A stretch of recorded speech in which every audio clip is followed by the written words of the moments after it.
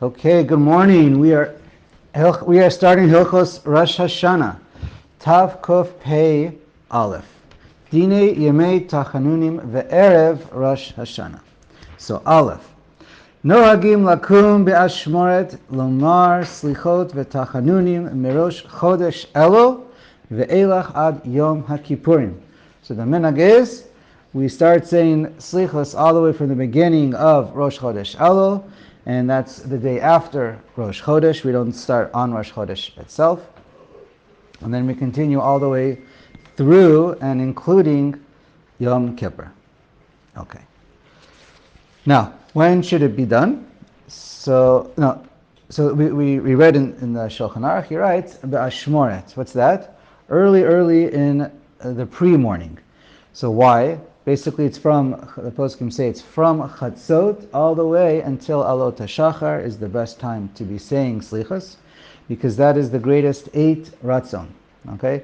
If not, you have all day to say it, and that's fine. What about before Chatzos? So basically, all the poskim say, either you're not allowed to, or you shouldn't say Selichos before Chatzot.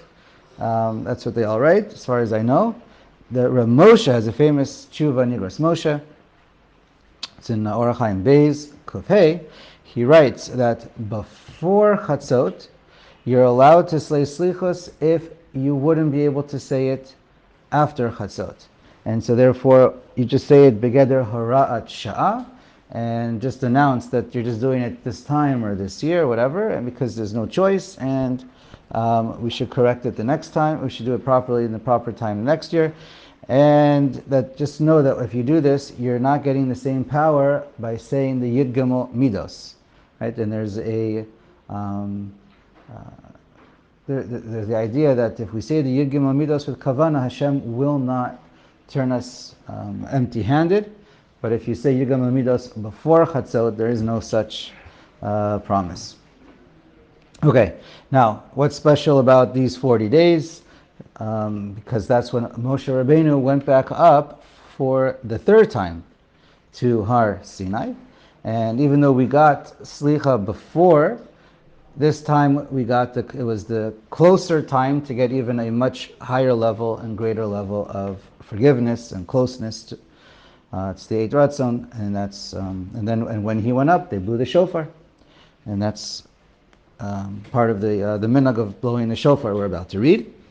And just famous Elul stands for the acronym of Ani Ledodi V'Dodi Li, that's Rosh Tevos. And the Sofei Tevos, if you add them up, it also, Mishnah Berurah points out, it's the number 40 days.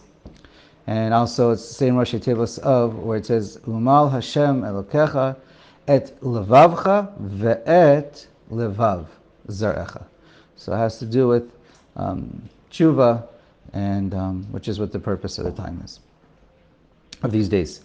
Okay, now, there's also a minhag of saying Tehillim during these 40 days, and we start right after Rosh Chodesh again, just in addition to, or Ashkenazim, they don't start Selichos right away, they only say Tehillim if they say it. And there's a famous minhag of doing Mizmor LaDavid, we say that, right? LaDavid Hashem, that's it. It's a Mizmor LaDavid Hashem Ori V'ishi. So that's for the whole month, all the way through Shmini Atzeret. Some stop at Yom Kippur, some go through Shmini Atzeret. This is pretty much all Ashkenazi communities. Most Sfardim don't have this, some do, but most don't. Let's see what else. Let's read the Ramah. Haga. Minhag b'nei Ashkenaz eino kain, and that's not the minhag in Ashkenaz. Elo mirosh chodesh ve'elach matchilim litkoa achar hatfila shacharit. The only minhag they have is to blow the shofar. I already mentioned some say Tehillim. V'yesh mekomot shetokim gam kain arvit, and some even at night. Ve'omdin ba'ashmoret lomar slichot b'yom rishon shelifnei Rosh Hashana. Now, so he writes, when do Ashkenazim start saying Selichos? So it's starting from the Sunday. Always Motzei Shabbos, Sunday Motzei Shabbos. Usually that's when we start after Chatzot, and It's always that's always the day of the week. V'im chal Rosh Hashana sheni u'shlishi. If Rosh Hashana in that year lands on Monday or Tuesday, so then az matchilin miyom rishon shavua shelafanav. Then you have to start already from the full Sunday, the full Motzei Shabbos, a full week before. Right? It can never fall out on Sunday or Wednesday, because lo adu Rosh, we learned about that. So you're left with Monday or Tuesday, or later on in the week, starting from Thursday. Now, so right. So the idea is there's a minhag that the Posei Ashkenaz wanted us to start saying Selichos before Rosh Hashanah, but not too early. So there's the minhag of a minimum of 4 days. Why 4 days? So two reasons are given. One reason is because there's a Seres Yomei Tshuva, and for those 10 days, there's a minhag. Some have the minhag of fasting, and it's also like days of Selichos. But there's 4 days there where you can't fast. You lose out on 4 days. So connected the 4 days you can't fast, you say you have an extra 4 days before Rosh Hashanah to start. That's the minimum. That's where the idea of 4 comes from. Right? The 2 days of Rosh Hashanah you have to eat, Shabbos you eat, and Erev Yom Kippur you eat. The other reason why it's given, why a minimum of 4 days, is of Bikur Hakravas Korbanos. That before we bring a korban, so we had this by the Korban Pesach in Mitzrayim, that they set aside and checked the animal and guarded it 4 days before they brought the Korban Pesach. And nowadays, when the Beis HaMikdash is built, or the way it used to be, Chazal said that you have to set aside for the Korban Tamid. The Korban Tamid came from the Lishka. They had a little pen or a room where they had a minimum of 6 tlaim, six sheep that were always there from 4 days before. So when there's a Beis HaMikdash, you always set it aside 4 days before. Okay. Let's see. And the Mishnah Berurah also points out, as a Rosh, when it talks about the Korbanos, the Parshas HaKorbanos, it says, V'ikravtem Ola u'v'Rosh Hashanah, and regarding Rosh Hashanah, it says, V'asitem Ola, right? It's in Parshas Pinchas. So there you have Hakrava, you have the words Ola, and regarding Rosh Hashanah, you have V'asitem Ola. So it's kind of like a Gzera Shava, where it comes out, on Rosh Hashanah, we want to make sure that we are making ourselves like a korban to HaKadosh Baruch Hu, to do tshuva, to check ourselves, live our care, and prepare ourselves and to do tshuva. So that's where the 4 days come from. Okay. Regarding Selichos, so we mentioned the minhag Ashkenaz is to blow the shofar every day. Sephardim don't have that to blow every day, but some do when they say Yigim Midos during the Selichos for the 40 days. So some Sephardim blow shofar. What about if a minyan? What do you have to have a minyan for saying Selichos? So all the poskim say to say Yud Gimel Midos, you have to have a minyan. And what about to saying the paragraphs in Aramaic? So most poskim say you skip those parts. That's mentioned in the Mishnah Berurah. The few parts that are just pure Aramaic, you skip that. Why? Because there's no Malachim don't understand Aramaic. So if you're going to say it without a minyan, HaKadosh Baruch Hu doesn't come as close to listen to you, and you don't have the Malachim to bring the tefillos up because they don't understand that tefillah. So therefore, you can only say Aramaic if you have a minyan. The Orach Chaim, and so follows the Orach Chaim. It says no, you're allowed to say it in Aramaic. Hashem still understands and will still listen to all of your tefillas whenever we daven in any language. Anyways, so different opinions. But Chazon Ovadia and most Sephardim, like the Ashkenazim, will skip those parts. If the minyan said it and you just came late and you missed it, but so then Shlomo Zalman says it's quoted in Dirshu, you don't need to say it, or you shouldn't say it. by yourself, and Rav Chaim Kanievsky says you're allowed to.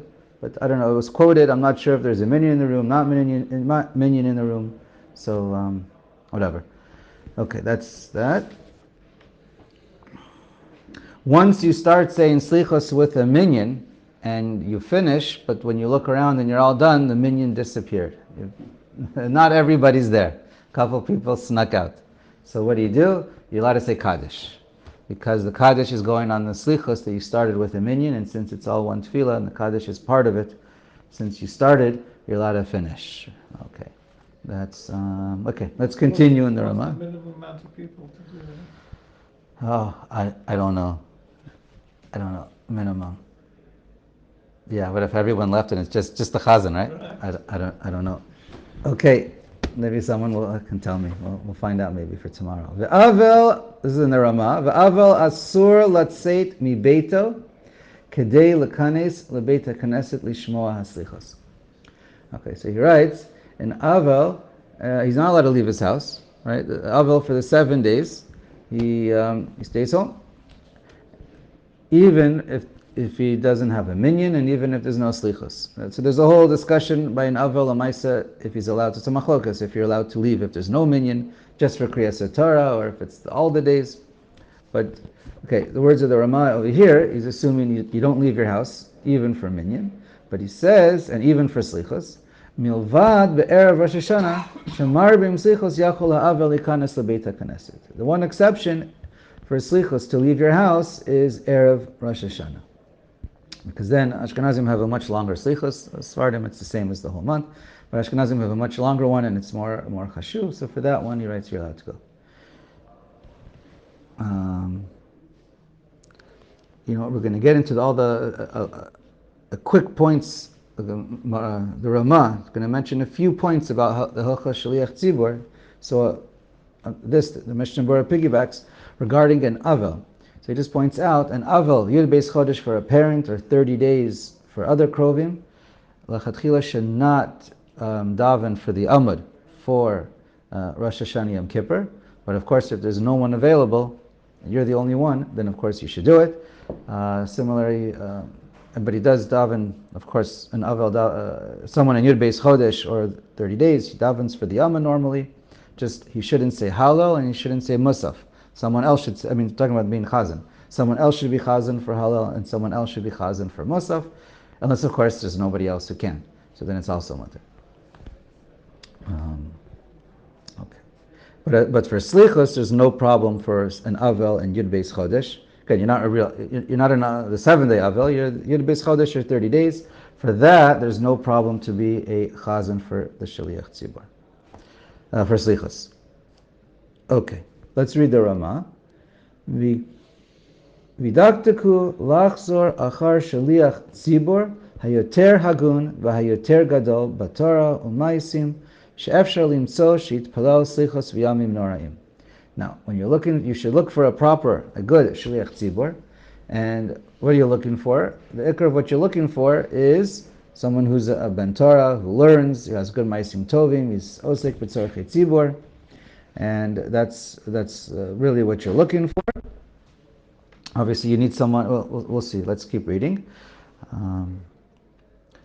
The Mishnah Berurah adds also, it's good to get somebody who works for the tzibor, and he knows he's a Baal Tzedakah, he's a leader, he's a Rav of the shul or the community, because this one is in touch with the people and knows the tsar that they're going through, and will have better kavanah when he davens.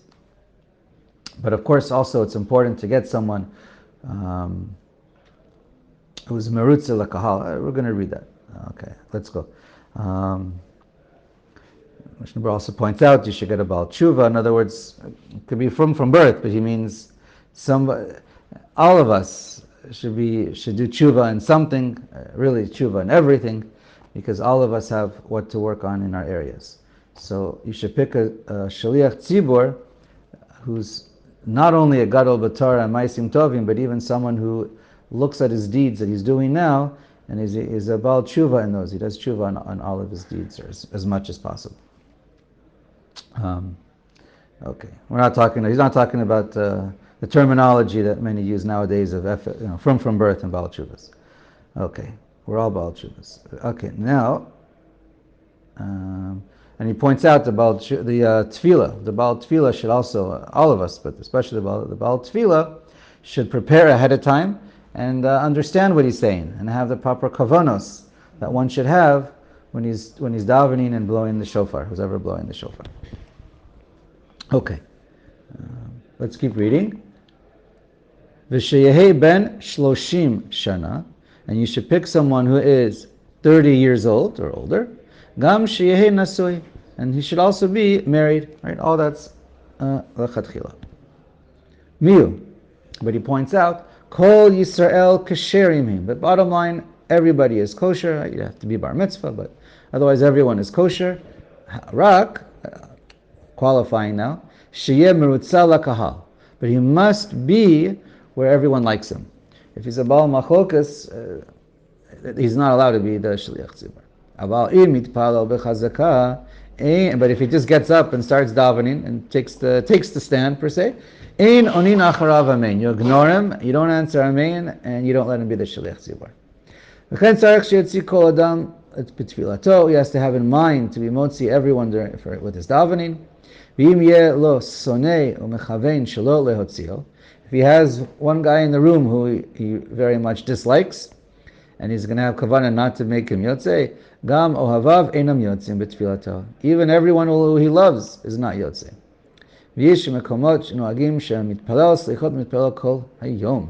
Now there are some who have the minhag that whoever is the chazan for slichos is the chazan for the whole day.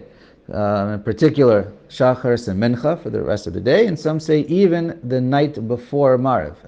If he was already appointed and you know who's going to be the chazan for slichos, he should even get Mariv from before.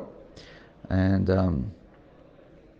Mishnah Berurah quotes the Chazal where it says, "Hamatchil b'mitzvah omrim lo gemor." Once you start a mitzvah, finish it, and you get extra schar. Whoever finishes a mitzvah, as if he did the whole mitzvah. I remember I had a Rebbe when I was younger, and he would say as a joke, "Al tikrei gemor ela chamor," because now you got yourself a job, and now you have yourself something you got to finish and properly, and you have the responsibility. Okay, right. Sometimes when you do a favor, it backfires. But anyway, let's see what else we can see here. Mishnah Berurah points out an interesting halacha that once you pick a shaliach tzibur, now you're stuck for life. So make sure you pick wisely. Perhaps if it's al tanai, maybe not. But all right, so that's just quoting what he says and how to deal with things as a whole sugya. But generally, whoever gets the mitzvah, then he owns it. And even if he's sick one year and he can't be the chazan, when he gets better, the next year you have to put him back. It's inappropriate to fire a chazan. Okay. Okay. With the idea of 30, he points out, we know by a Ben Levi, he's ra'oi to do the avoda. So that's in Tfilas Keneged Avoda. So that's where he gets the Ben 30. Also, he's more mature. Okay, and his heart is more appropriate. It's more broken. You see more. You have your own kids or your own issues in life. And you're married, etc. Now, there's an Indian to be married, right? And we know that by Kohen Gadol, because if someone is otherwise he's not married, he's living for himself. And so even if, or to protect him really from chet at night or whenever. So therefore, it's important. It's an important maila that he should be married, and right, we see that by the Kohen Gadol. They had to prepare a second wife just in case. That's how important it was. And anyways, bottom line though, they point out Ben Torah Shomer Mitzvos Marutza Lakahal. He can lead the davening. Is 100% kosher and could be lechatchila. Depends who you have to choose from, right? How much you have to pay, who do you have to choose from? Okay, but those are the guidelines. Okay. Birkei Yosef, interesting. It's quoted in Sharei Tshuva. He writes that a person who this is from before, but it's kedai to mention it. He says that it's aser to daven slichos at nighttime before before Chatzot, and he says such a thing should be nishtaka davar, should stop. Now he says, what happens if you're in a room, you're in a shul, and they're doing Selichos after Mariv before Chatzot? So he says you should just sit there and be quiet. Don't answer to Selichos or the Yirgam Midos. Just be quiet, or say Tehillim or learn, but don't answer, don't be part of it. That's how he's against it. And I think it was the Igros Moshe also says if you're going to do it, at least don't do it in the first. If you're going to do it before Chatzot, don't do it in the first third of the night. Right? The problem with doing it at nighttime before Chatzos, that's the Zman of dinim in the world, of gevura, dinim, and harshness. And you don't want to ma'orer problems, or when you say vidoy, or point things out when it's the Zman of dinim, and if it's not the Eit Ratzon, it's not going to help. So that's the reason why many are anti. He also points out in Sharei Tshuva, I'm not sure how Nogea this is, for multiple reasons, but if you have to choose between Tikkun Chatzot and saying Selichos, which is more important? Tikkun Chatzos. You have to choose. Now usually if you have time for one, you have time for both, and I think most people don't say Tikkun Chatzos every night. But for those who do say Tikkun Chatzos, it's brought down in many places that that's more important. Okay. All right, let's see. I think we're ready to move on to Bet. Yeah. Oh, we're out of time now? Just check. We're good. Okay. Fine, let's go. Bet. Noagim litanot Erev Rosh Hashana. There's a minhag to fast starting from Erev Rosh Hashana, on Erev Rosh Hashana. All right, this is for the sake of tshuva. And right, and he says, one second. Meshuril points out, on the first day of Selichos, some have the minhag of fasting. And they would say Anenu, and there's Mincha time, Mincha Shemei Tefillah, but the Shaliach Tzibur does not say Anenu. Right? I'm not sure. Okay, The whole those day are good. till nightfall? Some have the custom to fast all day until nightfall on Erev Rosh Hashana. However, let's keep reading. Let's qualify that. Haga. Not just Erev Rosh Hashana, all 10 days, right? Minus the 4 days that you can't. 3 or 4 days, depending how the year falls out. And that's a good thing to do. Now these fasts, ein tzrichin lahashlim. So the Rama writes, you don't have to finish fasting until Shkia. Just wait until you finish davening mincha, because it's like a ta'anit sha'ot. But the Orach Chaim says if you're going to fast, you should really fast until Tzeis, so that it's a proper fast and so that you can properly say Anenu. Okay? Vein korin behem vayichal, and you don't. And if there's a community that's machmer, we don't read the Sefer Torah. Afilu Erev Rosh Hashana, not even Erev Rosh Hashana. Ve'im chal brit mila be'erev Rosh Hashana yacholim le'echol. And if there's a bris milah on Erev Rosh Hashana, for sure you're allowed to eat. He says everyone's allowed to eat who comes to the bris milah, and for the Baalei Brit, it's a Yom Tov for them, so for them it's a mitzvah. Now, on these minhagim, so different opinions, but the Magen Avraham writes that if you're just a little bit sick, so then you're allowed to eat, but you do not need to do any kind of hataras nedarim. The Shach says you do, but again it depends on the situation, the nature of the minhag, or how you did a Kabbalah. Okay. And there are many people who bedafka, they get up early in the morning and they read, and they eat. They eat, but only if it's before alos hashachar. You can't eat before, even though today's a fast day. They eat. You can't eat because of the fast after alos hashachar, and you can't eat because you didn't daven shachars yet. But before alos hashachar, if you have in mind when you accept your fast, or it's done for the Tanai, then you would be allowed to. But he writes over here, you don't even need to make a Tanai, we'll see. Now, what's the reason why they bedafka eat, this minhag, is to bedafka eat? Mishum chuko sa'amim, because of the goyish minhag, hanohagim litanot be'erev chagehem. It's a Goyish custom to fast Erev of their Chag. So since we're fasting Erev our Chag, we don't want to compare ourselves to look like the Goyim. So we make sure we eat, but we want to fast. So you eat before Alos HaShachar, and you're able to accomplish both. But you don't have to make, and you can eat even without a tanai, because that's the minhag. The minhag is to eat, and when you go to sleep, you know that, and it's the davar yidua.